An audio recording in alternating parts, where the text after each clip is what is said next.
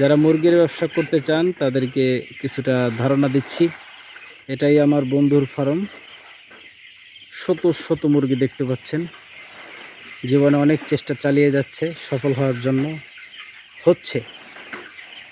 তারপরও মাঝে মাঝে মুরগি সেকশন তো, না বলতেই অনেক সময় বিপদ চলে আসে, এটাই স্বাভাবিক।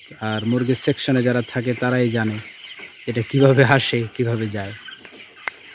এরপরে যতটুকু ধারণা নিলাম, আপনারা যারা মুরগির ব্যবসা করতে চান, ভবিষ্যতে করবেন, আশেপাশে 10টা মুরগির ফার্ম যারা আছে অবশ্যই তাদের কাছে নিরিবিলির সময় বসে পরামর্শ করবেন, এরপরে করবেন। লাভ আছে, তবে অল্প বুঝে যদি এই ব্যবসায় নামেন নিশ্চিত লালবাতির নিচে পড়ে গেছেন।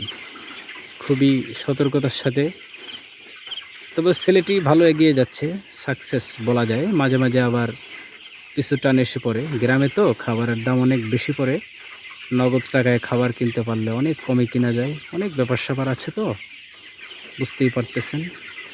অনেক দিন ধরে করতেছে, এখনও সাকসেসের চূড়ান্ত পর্যায়ে নেই, তবে অনেকটা কাছাকাছি বলতে পারেন।